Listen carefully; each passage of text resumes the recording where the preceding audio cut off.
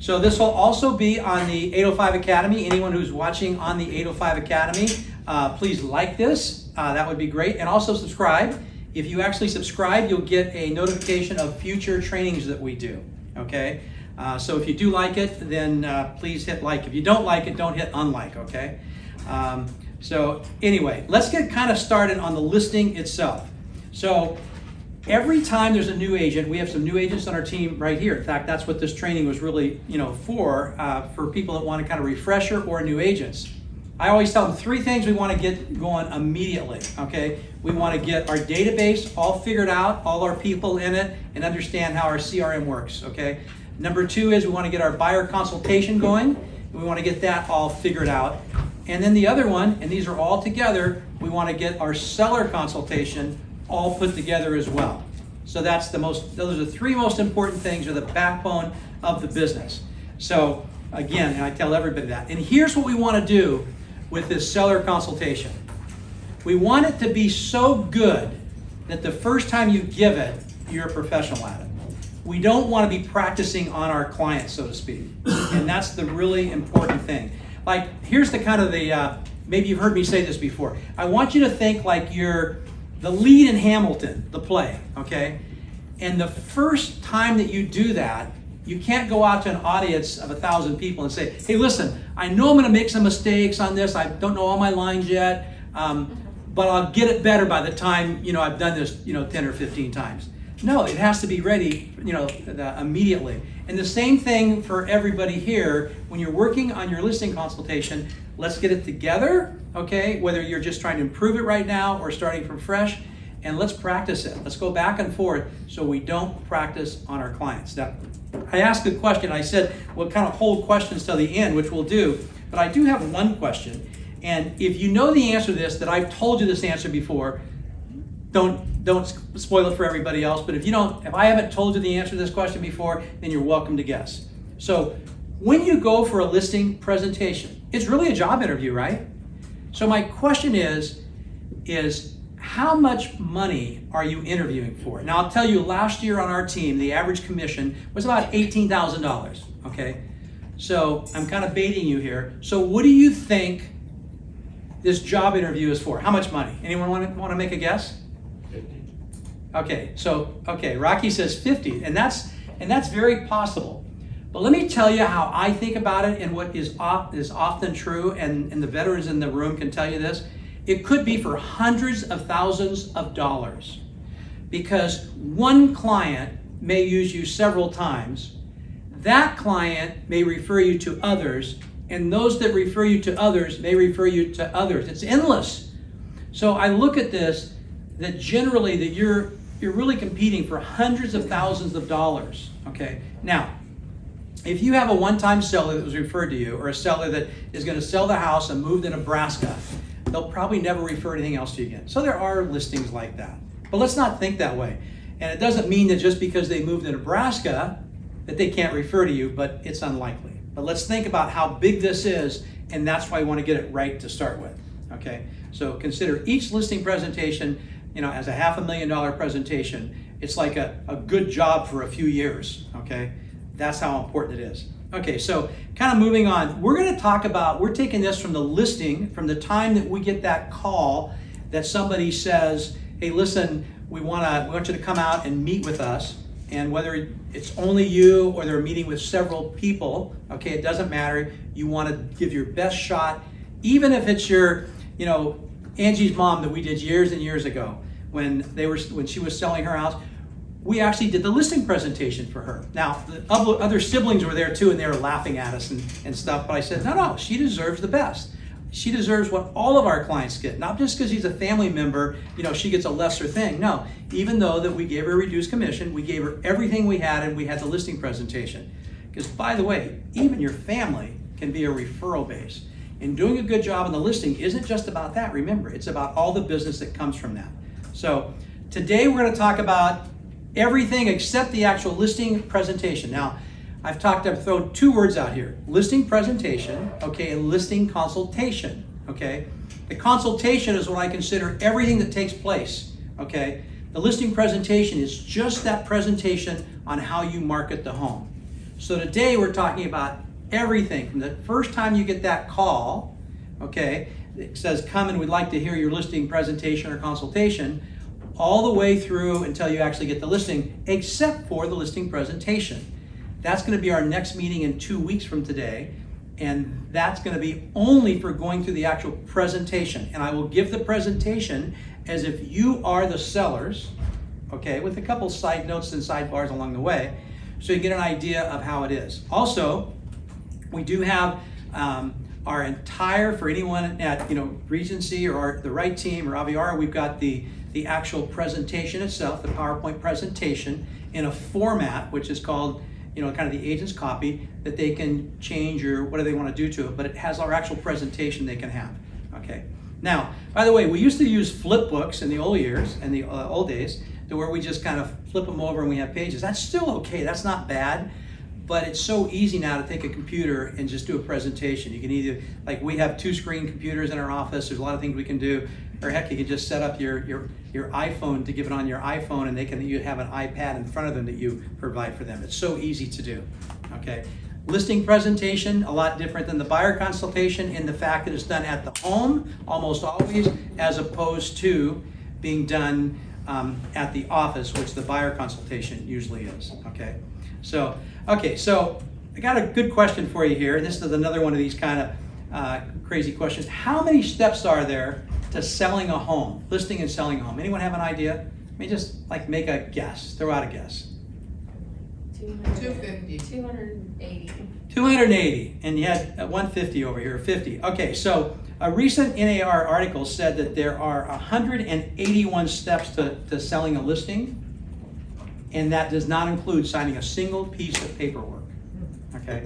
Now, I've seen other articles and other kind of attempts at how many steps there are to be well over 300.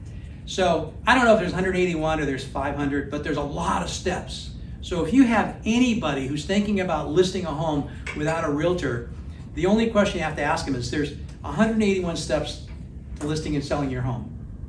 They all have to take place. Do you know all of them? Because if you don't, the job doesn't get done. And it's the idea that if you think it's expensive to hire a professional, wait until you see how expensive it is when you don't hire a professional. So most of the time, by the time we're talking to people, they're convinced that they are going to list the property. By the way, when I first started the business in 1979, for sale by owners were about 1/3 of our business. Okay, now they're less than 1%. And the reason is because the transaction has become so much more complicated. It takes so much more intelligence by the agents and so many more steps. In fact, our offer now is they're actually the escrow instructions, residential purchase agreement and escrow instructions, right? Joint escrow instructions. So that's what makes it easier. Okay, you got the call, somebody comes up, maybe it was a referral to you, let's take it that way. And this person sets up an appointment on Saturday at 10 o'clock with you. And so what's the first thing I like to do? The first thing I like to do is, after I've talked to them, set up the appointment, got all the information in their home, I like to send them a video reminder. This is something we shot a few years ago, but this is the kind of thing I think sets you apart from another agent. So let me kind of give it to you here. Okay. Hi, I just wanted to reach out to you and let you know that I am very much looking forward to our listing appointment coming up. I like to use these little videos with my clients as a process to just keep you informed on next steps as we go about getting your home sold. Now, these videos are not meant to replace emails, text messages, phone calls, and definitely not person-to-person interaction. It's just a way to try to make certain that I keep my clients well informed, we don't let anything slip through the cracks, and you know what to expect step by step. So for our upcoming appointment, what you can expect is 3 things from me. First of all, I'm coming by just to get to know your house. I will be ready for the grand tour. But you don't have to have the house perfect or spotless. I just want you to show me your home and let me know everything that you think a potential buyer will find special about your property. Then we'll take some time to sit down and go over some of the comparable market sales in your neighborhood, as well as some of the active listings that could be our competition. As we look at the data and the facts in front of us, the market will tell us what is a realistic price for your home. And then finally, I'm going to be able to present to you what I will do to market your house and get it sold for top dollar. Because that's where we share a common goal. We both want to get that best price for your house. And just to put your mind at ease, I don't bring any kind of listing paperwork to this appointment. This is just an opportunity for us to get to know each other, for you to know how I would market your home, and for me to answer any questions that you have about this process.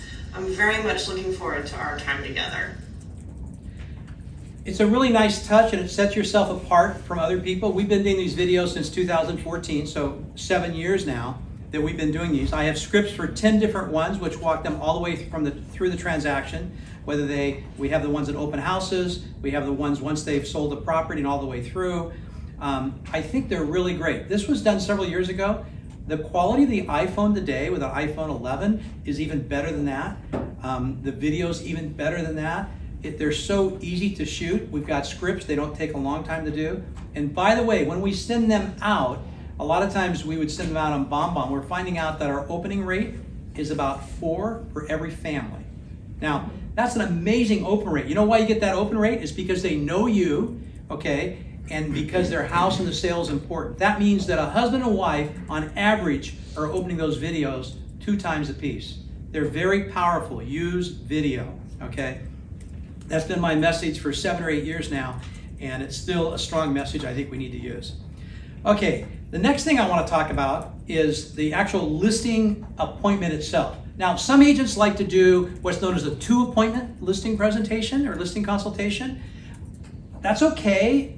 There's more than one way to do things, but I can tell you, when you're a busy agent, like some of the veterans we have in here, and you're doing a lot of listings, you really don't have that kind of time to go out there and meet twice with everybody. You got to do it one time and do it right. And quite honestly, I think a lot of effect is kind of lost when you go out and you got to meet 2 times. And some sellers feel that as or think that's very awkward, and I tend to agree with them. So I like to do a 3-step listing appointment, but only at 1 appointment. Okay, it's all done at 1 time.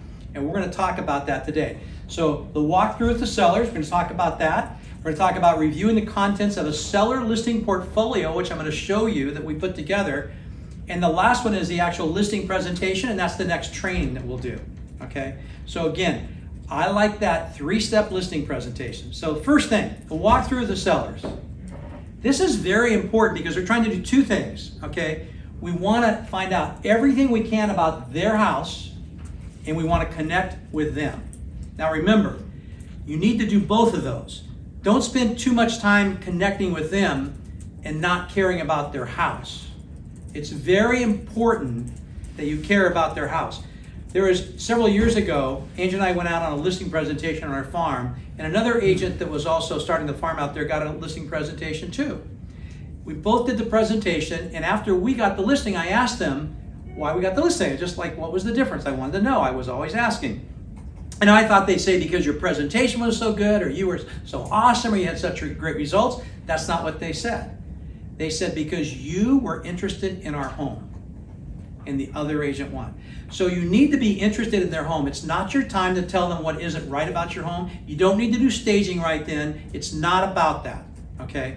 And one of the things I like to do with this is I like to start the walkthrough in the daytime outside, maybe in the front yard, but in the nighttime I usually start it, from the front door, and I say, listen, and that's after you put your listing briefcase down and stuff like that. You say, listen, will you walk me through the home, and will you just kind of sell this home to me? Tell me why you love this home so much. I want to see it through your eyes.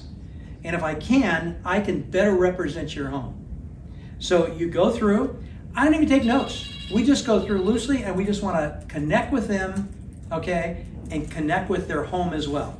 Now, walking through a home, if I were to walk through anybody's home here, or you to walk through my home, you can tell so much about me, and I can tell so much about you. I can tell how many kids you have, because you probably have pictures on the wall if you have kids. I can probably tell what your interests are, okay? I can probably tell maybe even where your kids go to school, because if there are school pictures up there. I can tell you what you really like, okay? Maybe you're into equipment and you're really into fitness. I can see the fitness equipment and things like that. So all of these things become potential conversation points to kind of get close to the person. Because the more you have in common with that seller, the better it's going to be for you and the higher your chances are to get that listing. Now, that's not the single most important thing, but it is an important thing, okay? There are some times that a seller will just list with you and they'll just say, that agent just felt right. It just felt right to list with you. I mean, they can't even tell you why sometimes. So again, want to connect with the sellers and connect with their home, and you don't disagree with anything they say, okay? Doesn't mean you have to agree with them, but don't ever disagree, okay? And try to connect with their house and with them. Very, very important. Now, it's kind of interesting. There's a book I read years ago, and I can't remember the name of it. I'm not sure if it's in our library we have in our office or not, but it's a really good book. It was talking about how you can tell about an owner by their house itself. And the book talked about things like the front yard is usually what they're trying to project to other people that you should think about them. The backyard is how they live, okay? They also said that when you go and maybe you see a desk and you see pictures on the desk, if the pictures are pointed out, it's because they want to show the family off to everybody. If the pictures are pointed in, it's because they want to connect with their loved ones as they sit at their desk. And there is 100 more things they talked about. And things like that are always good to educate yourself on, because the more you can know about your sellers and the more ways you can connect with them and their home, the better chance you have of getting the listing. Now, the next thing I want to talk about, remember step 1, going to the house, connecting with the house, connecting with the seller. Step 2, I want you review the contents of the seller portfolio. Now, I'm going to show you what this is. This is one that we put together on our team. It's just a Regency book. These are the books that you can put any contents in that you want. And then once you put the contents in, all you have to do is heat it up and it becomes a permanent book. Now, what I've done is, since I'm not out in the market, I don't have a lot of these contents. I've used different people on our team to put different contents in. So this book is really contents from different agents on our team, okay?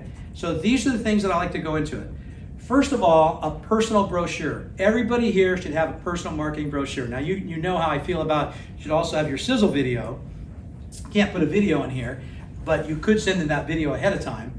But you could also have a personal brochure. It tells you all about them. Okay, that's in here.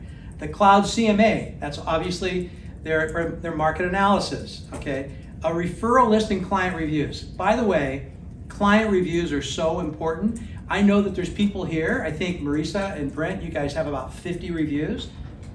How many? 100 reviews. I don't care how many you have, as long as you put them all in there that are good. And the more, the better. It's pretty darn impressive when you have that many reviews. Angie and I, long before they gave reviews, we used to send out questionnaires to our sellers or buyers after the transaction was done, and it filled out things, and they would send it back in a self-addressed envelope. And we have, I think, 1,000 of those in a booklet that's this thick. You guys can see it in the office. And when we would take that out and leave that with people and say, we'll pick this up later, it was quite impressive that they looked like there's 1,000 people here that just said that these guys do a good job, okay? So again, can you imagine having 20, 50, or 100 reviews in there? That's what you want to have, okay? That's very important. We were, at one point, it used to be that the things we feared in real estate were somebody suing us, okay? Well, we usually don't have to worry about that. I've never been sued and maybe I've been fortunate, because if you do the job right, you're okay. But here's the one thing you gotta be most afraid about in this business, is a bad review. It stays there forever, okay? And it can cost you a lot of business, okay? So bad reviews can kill you, but good reviews can help you, and everybody here is gonna get good reviews, okay? You also want to put a press release. Press release is one of the most unused things there are. Now, newspaper and print advertising is a thing of the past, no question about it. So when you write a press release for a newspaper, a local newspaper, sure enough, that press release is not going to be seen by that many people, because I don't know very many people that read papers. I actually read the Register every morning. I get it at 6 o'clock, but it's on my iPad. Okay, and I go through it in usually 5 minutes, okay? Usually look at the first page, a couple of pages, and sports, I'm done, right? However, again, it's still important. And here's the great thing about a press release. When you put out a press release, you can put it out at the beginning of the year. That's how Angie and I used to do it every year. We put it to the local Saddleback Valley News and then also the Register. And then they would eventually put it in there. But the press release that we sent, we made a copy of, and we sent that out to all of our clients as well. And we could put that in there, and we could say, this is a press release. Now, here's the truth about press releases. You or an agent of yours writes a press release, not the newspaper, okay? But press releases are gonna be good for you because they talk about how much business you've done and you know, the areas you service and things like that. And the paper puts them in for free. They use them for filler, okay? Because they gotta fill all those spots that don't come out just perfectly on their newspaper, and that's what they put them in for. But once you create the press release and send it, you now have the ability to have a press release in here about yourself every year. Easy to do. I think you're really missing out if you don't do that. So we talked about property profile, inside track, that's the floor plans and things like that. That's very important. You know, current market analysis or current market trends and things like that are good to put in there. And then I like to put our, you know, the stats, just run the stats about Regency. I mean, if you're the #1 office in an area, a city, or in a county or something like that, then put it in there. That's impressive. When you talk about that that you do a lot of business, you've got great reviews, your company has a lot of business, those are important things to do, so use it. So I'm gonna pass this around. This is just simply a copy of the book put together with all the things I've talked about. And this is, when we're gonna talk about just a little bit more, the listing portfolio, this is it, okay? Joseph, you can take a look at that, pass it around, but it's important. You know, I talk oftentimes about the importance of doing A, B, and C work. That you can't, everything that you do in real estate can't be perfect because you're not an engineer working on a little widget on a room to perfect it, you know, and spending 40 hours a week on something that small. There's so much that we have to process. But one of the things we want to do A work on is when we have a listing presentation, that's A work time, guys. That's when everything that we put together, the research we've done, the listing portfolio, our listing presentation, it's all A work. Can't do B work there or C work, has to be A work, okay? So again, look at the book, all those things you should put in there, these contents on here, take that list and make sure that you actually, you can add more things to it if you want, but these are good things to have in there, okay? Now, my favorite quote, at least on preparation, is success is when preparation meets opportunity. And here's your opportunity is a listing presentation, but you need to be prepared to win this. And again, I know that a lot of us feel like we can go out there and we can just be really personable and really great and we're gonna win. That's okay, but I can tell you if you go up against somebody who's really personable and they've got a great, you know, listing presentation, you're gonna lose out. You know, you're gonna lose out. So, okay, next thing I wanna talk about is the actual listing presentation itself, okay? And even though we're not gonna give the presentation until next time, I'm gonna talk about just how we do it. By the way, I always like to do the order of that 3-step, always in order. Walk through the house, #1, number 2, okay? I like to do the listing, you know, portfolio. And by the way, that's where you also go over the CMA and the pricing. And some people say, well, I want to leave pricing for last. Not me, and I'll tell you why. Because if you sit down and you go over a price with your sellers and they don't like what you say, and it's the very end, you have no time to bring them back. You're done. The last thing you left with is, you know, a bad taste in their mouth because the price that you thought did not meet the price that they thought. There's an old thing in real estate or in gymnastics or whatever you do, it's called stick the landing. The last thing you do needs to be the best thing. And whether you're doing a vault as a gymnast, okay, they say that last, you know, not all the twirls are great, but when you stick that landing, that last thing is what they see, and that's the thing rated the highest. So I personally don't like doing price at the end. I want to do it earlier in the presentation along with my portfolio. Then I get in the listing presentation. If we're a little bit off track on that, I've got a long ways to bring them back. And by the way, when I do the listing presentation and when I spend the time on the comps, I don't get dogmatic about price. That doesn't do anyone good. I don't disagree with them. And here's what I usually like to do. We're going to the book. At the very end of that book are all the comps, the CMA, and I talk about what's out there. And then I like to give them a range of pricing. Now today, the range could be very big, who knows, because the prices are so crazy. However, I like to give them a range. I don't want to be too specific. and then I want their opinion. I'm not going to ask for their opinion first.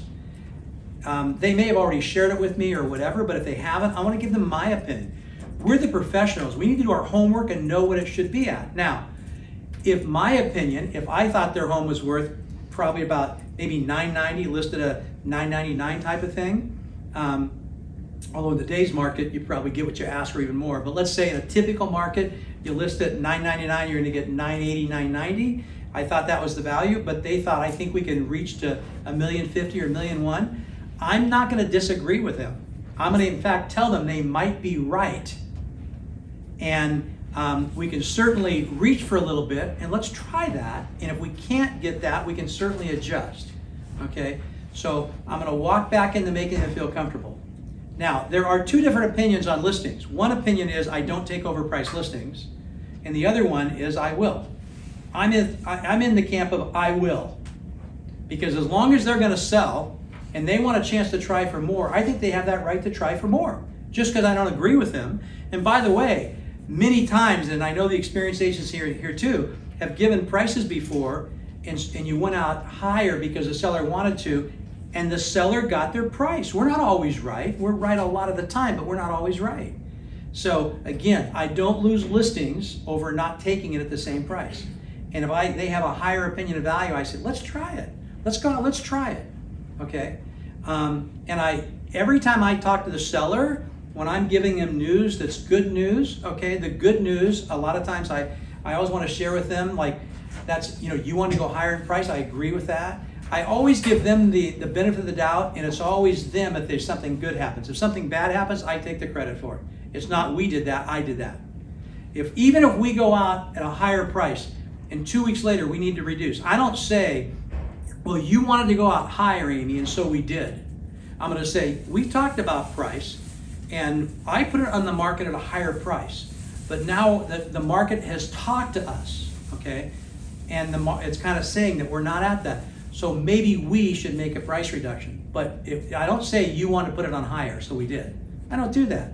They're not going to like that talk, okay? They want the team talk, okay, when everything's going right, okay? But if something goes wrong, I take the blame for everything, even if they're the one who said it was higher, okay? Again, we're trying to get the job done, and we're trying to work with them. So that's important. Okay, the single most important question you can ever ask a seller, okay, and this is something that I did not know in the first many years I was selling. In fact, I found this out later from somebody on our team, Sammy, okay, and she said this is a question she always asked, and when I heard this, I said, why haven't I been doing that for 30 years, okay? And the question is simply this: what are you looking for in an agent? Really powerful question. What are you looking for in an agent? And the reason why you want to ask that question is because you want to know what they're looking for in an agent. How can you be that person if you don't know what that is, okay?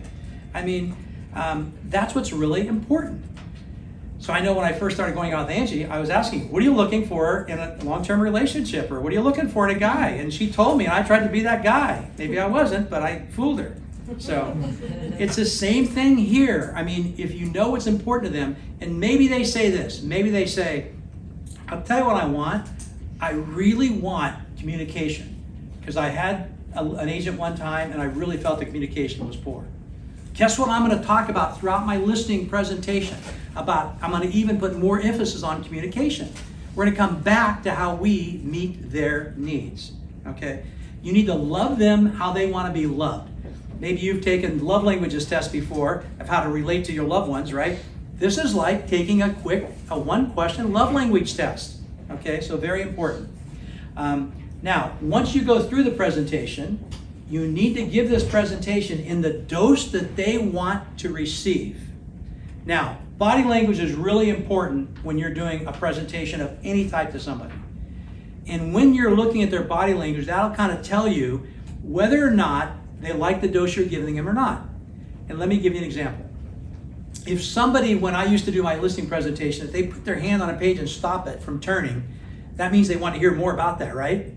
And okay, I'll go slower. Obviously, you want more detail. I'm going to go slower. Now, conversely, if they want to turn the pages for you, okay, then you better speed it up. I had a seller one time tell me that, listen, I've got 3 people I'm meeting with, I'm giving everybody a half an hour, And so I said, okay, I'll give you my presentation in half an hour, okay? And I did. It was quick. It was, from the time we came in to the time we went through, we got in a half an hour. It wasn't an ideal situation, but that's all I got. And I didn't want to cover just the first 10% of it, okay? And so I gave it all really quick, okay? So again, give the dose that they desire. And also it's very, very important to get a feel. And when you present to, let's say, a husband and wife, or maybe 2 partners that, 2 business partners or whatever it might be, but if it's more than one, you better divide your attention equally. Don't look at one that you think is the decision maker and start focusing on that, okay? I know that when Angie and I would go out listing presentations, I would do the kind of the presentation, but she would be the one that would kind of get a feel for what we're missing or how they're reacting. And she'd be the one that if we were ever I was going off a little bit, she'd find a way to bring it back to what we needed to, okay? And that was very, very important. But again, when you don't have that ability to go out on presentations, maybe as a husband and wife or as a partner team, then you got to figure it out on your own. Body language is very, very important. By the way, we'll do a training maybe later this year on body language. I love body language. It's something I've been studying forever. And just basic body language, because wouldn't you like to know what your clients are always thinking? Okay, so we'll do a training on that as well. Okay, and then the other thing is I always love when I'm working with somebody that's selling something to me, I want to know my business is important to them. So the question I like to start the presentation with when I sit down at the table is, what are you looking for in an agent? Okay, and the last thing I want to end when I'm kind of walking out the door is I want to express to them how important their business is to me. Now, when you're an agent that does a lot of business, okay, and they see that you're listing all over the place, and then you look at them and you say, this listing is really important to me. This would mean a lot. I love to work with you guys. This is what I do, and I have a passion for listing and selling homes. This listing would mean a lot to me. People want to hear that. Just put yourself in the position of when you buy something, especially a large purchase, and it means a lot to you when somebody says, your business means a lot to me. So don't forget to say that. Okay, so we did a handout earlier. So we've got through the 3 steps, and now I'm just going to talk about a few, loose ends here. So buy and sell scenarios. I've got a sheet that I passed out to everybody. If somebody's watching this on the 805 Academy, they can contact me and I'll give them all the contents that we have on this, including this sheet. I find that a lot of agents got a listing presentation and they're so fixated on listing this property and selling it that they're not looking at the next piece the buyer has in place, which is buying, okay? And so they're so fixated on that. But your representation of them is all encompassing. You're not looking for this listing, you're looking for this listing, the thing they're gonna buy, and any questions they ever have on real estate. You are not just their agent to sell something, you are their real estate investment counselor. And part of that is putting all of their pieces together. So there's a couple things on there. You'll talk about options of how somebody can buy a house before they sell a house, okay? How they can sell a house or buy a house after they sell a house. They got those options, okay? That's in a buy-sell. Now, if you have somebody that this was a rental property or they've already moved to another house and they bought it, a new home, and they're having to sell it, that's easy, it's one piece. But more times than not, there's more than one piece. It's 2 pieces and sometimes even more. So let's get all these together, okay? Let's talk about what their needs are. The average seller out there does not know that you can't buy a house without selling it and what the repercussions are, or if you do, how you do that. They really don't know that. We just take that for granted that, hey, listen, you got to sell first before you buy. That's not true. We do swing loans within our team. We've had several sellers that have literally, Amy, right? We did a swing loan. Marisa, other people in here. So we loan them money so they can go buy the house, okay? Especially in a market like this where the hardest thing to do is buy, not sell. and then later they can buy, because making a house contingent upon a home that hasn't even put on the market yet is really tough today. You talk about 20 offers, where's that going to fall in order? At the bottom, okay? And by the way, whether you're the second best offer or the 20 best offer, it's all the same. You're either number one or you're a loser on these. So remember, our goal all the way through this process is we represent them, not sell them. We're trying to get inside their head, find out what their needs are, and serve them. Prop 19 brings new questions and answers that you might have for your team. We need to talk to your sellers about, do you have capital gains on this property? Okay, you have to know that capital gains exclusion and how they get it. We do a training on that, of course. I think everybody here in this room knows that. But it's all part of that, and that's the knowledge base that you need to have. So, 3 reasons why I think agents commonly lose listings. Okay, first of all, because the other agent's listing presentation was better. Okay, another one is commission, because of how much commission you charge. We do another training on 20 toughest questions and how to not get a commission-ectomy, how you can list the property and actually get a fair commission on it. Okay, and then price opinion. So these are things that you want to make sure you cover if these are the 3 areas that you are most likely to lose it. And a lot of people say, oh no, it's because somebody has a brother in the business. I got to tell you, brothers or sisters or aunts or uncles, if they're meeting with you, you got a chance to get that listing. And by the way, when somebody says, I want to list with a family member, I have a commitment, I'd say, would your family member expect for you to list with them if there was a better alternative for the biggest resource or the biggest investment you have? I don't think so. And is their love based upon them getting this listing? If it is, then how close are you to that sibling or uncle or whatever it is? So I can tell you, it's not hard to get listings from family members. They're some of the easiest ones sometimes. And by the way, some members don't even want to list with family members because they're family members. So other agents listing presentations better. We've talked about that, and tomorrow or the next time we train this in 2 weeks, we're gonna fill that gap in. Okay, commission. We're gonna talk about. We'll have questions about how you can make sure that you cover your commission. I'll tell you one thing that I do with people with commissions, and let's say, and I'm gonna give you just a real quick morsel here before we go into it deep, because I don't want to make this a whole training about commissions. But a lot of times, I will just simply let them know that I do not lose listings over commissions, okay? I do not, okay? Now, will I most likely give them a discounted commission? Probably not, okay? But I do tell them I'm not gonna lose it over listings, okay? Because I will give them an option if they want to reduce commission, what they're gonna get with that, and then point out to why it's not in their best interest to try to save 1% to get 3% less for their house. That's bad math. And I can show them how that's the case, okay? The other thing I have for somebody who's a really great commission negotiator, and this has worked several times for me, is I just simply go to them, and when they're trying to negotiate, I say, listen, Kat, I know you're talking about commission. I want to show you everything we're going to do with the presentation. You pick me, and listing commission will not be what separates us. And if they say, well, I want to know what it is, I'll tell them this. I'll say, I'll tell you what, Kat, I'll do this. You can tell me what you want me to list this property at, what the commission is, and I'll accept it. Whatever it is, you just tell me. Now, I'll say, when the time comes, I'm going to say, listen, I've told you that you could set the commission, but don't you think it's right that you set the commission after we sell the home and not before? Because you're not opposed to paying a fair amount of commission for a job well done, right? And they're going to nod, nobody is. I said, you just want to make sure that you don't pay a commission that is more than what I've earned. So give me a chance to earn my 5% or my 6%, okay? First of all, half that commission isn't really very negotiable. It's what you have to offer to the other agent. You can offer discounts if you're going to double end it, things like that. You can offer them discounts if you can refer them to another property or represent them in another property, okay? But most times, it's not about that. It's about they just want to make sure that you're not overpaid for what you do. So I'll say, sign this listing presentation, this listing agreement at 5%, 5.5%, 6%, whatever that is. And then I say, I'll let you decide before we sign the final commission instruction on that offer. I'll let you decide.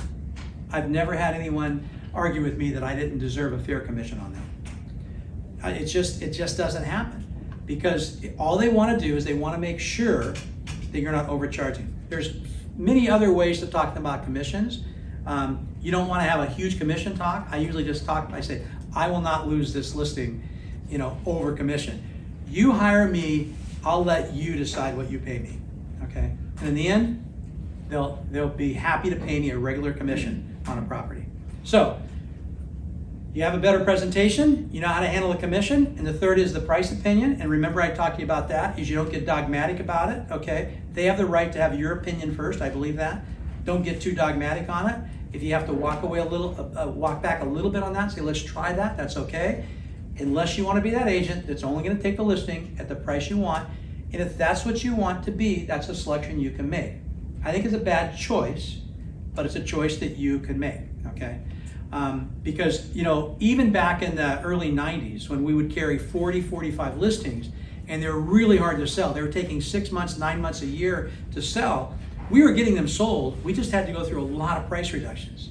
And we had ways to get them sold then too. Some of them would take a while, okay?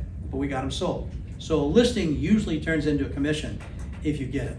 If you don't get it, it doesn't turn into a commission. So, okay. Let's go to the next thing, and of course you got the listing. Now let's assume that you got the listing, okay, and now you're going to come out and list the property. Now remember when in Mo's presentation she said, I'm not going to bring any listing paperwork with me, okay? It's not going to be about that. That doesn't mean that you couldn't list the property that night. She's just not going to bring paperwork pre-filled. But if they want to sign a listing that night, you can do everything on your computer, right? So you can just pull it up right there and do an RLA, but you're not taking it. That takes the edge off of them. When they know that you're not there to try to close them that night, you're there to try to serve them. If they make the decision that night to list, guess what? You plug into the internet. If they don't have internet, you use your phone as a remote and you pull onto it and you can fill out the listing presentation in 5 minutes because you have it all, you have a template made out for it already, okay? Easy to do. But at least they don't think that you're coming at the very end. It's going to be, here's a listing presentation, I get you to sign that. It'll be a lot more smoother transition to do it the way we're talking about. Okay, so you got the listing. Let's say you're going to go out the next day. Maybe you've signed the paperwork already, but you're going to go out the next day and you're going to do, which is kind of like, the on-site where you get ready to take it, okay? So we start off with a video reminder, okay? One that we put together. Hey, I'm really excited that you chose me to list your home. I promise I'm going to do everything I can to get your home sold for the most amount of money in a reasonable amount of time. This video today is to kind of prep you for what we're going to do at the upcoming meeting at your house. Now, the first thing we're going to cover, and probably the most important, is my team and I are going to walk through your house and write down every little detail we can about your house. I really want to know what you love about your house as well.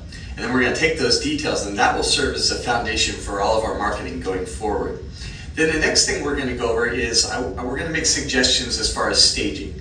Now, don't worry, these are just suggestions and usually they're pretty minor, but I found that this really helps us in getting the home sold. And then the third thing we're going to cover is we're going to do the formal paperwork that actually lists your home. So that's it. Again, I'm really excited to get started selling your home. And oh, by the way, I'm never too busy for any of your referrals. Take care. Have a great day. So it kind of explains what the next meeting is. One of the things I like to do is I always like to tell my sellers the next 3 steps in a transaction. Now, I could tell them ahead of time, and I actually have a book that we can hand out, which is a transaction from start to finish on a seller or a buyer, okay? And we have that book if you want that. But here's the whole point. Most people don't want to know everything. They just want to know the next few steps. So always let them know that you're leading them. You're proactive. You're telling them what's going to happen. You're not going to talk and call them about what just happened. You're going to tell them what's going to happen, okay? That's important. So as you show up, I think it's very important that you do one of 2 things. What we used to do is we would go through and we'd make a honey-do list, okay? And this was all the things they need to do. But I got to tell you, if you don't stage today, you're behind the game. You need to stage. There are 2 things I feel very strongly about. There's other things that I think are important. Professional photography of the home. I know you think you're professional, but you're probably not. And the next thing is still very, very important, and that's staging. I mean, all the way from just a few little things, and we have some great stagers on our team, and we have stagers that our team uses as well, but it's very important. The difference between staging and professional pictures is the difference between a lot of money on the home. I mean, here's the idea of staging. Maybe you put $2,000 into it to get $20,000 more, or maybe you put, $6,000 or $8,000 or $10,000 in it to get even more than that. But the whole idea of staging is just, it's a math thing. I put a little bit in to get a lot more out. And by the way, you can get 3% listings if you do staging and professional pictures and things like that, because it makes sense. When I sell my own house, and I haven't sold it in years, but the two things I want professional pictures, and I obviously want the MLS, and then I'm gonna want it professionally staged, okay? So, very important. So, the next thing I like to talk about is the paperwork. And this again depends on how you wanna do it. But I like to just simply take the listing, the residential listing agreement, the agency, and that's it. That's all I want to do is paperwork. I'm not going to do my seller property questionnaire, the TDS.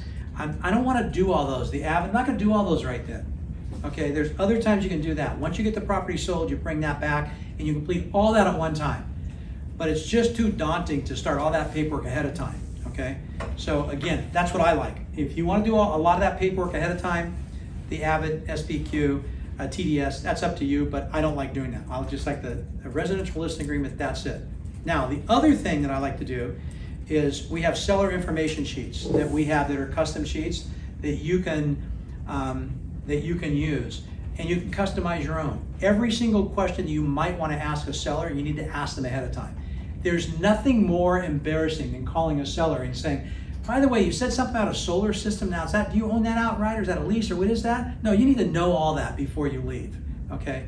It's nice to know all these different things about the property, and by simply going through this checklist you have of about 30 or 40 questions, you come away with that listing knowing everything you need without having to make further communications to get information you should have got there, okay? And again, those checklists that we have available for anyone who wants those. And I think the best thing to do is to customize those to your own needs, okay? So, we've gone through everything but the presentation itself pretty much. Now what we're gonna do is next time, we're gonna talk about the actual presentation itself.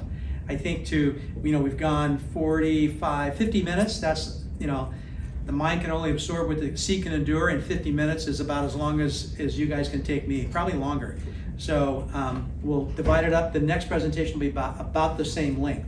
So with that, I look forward to our next presentation, and take care.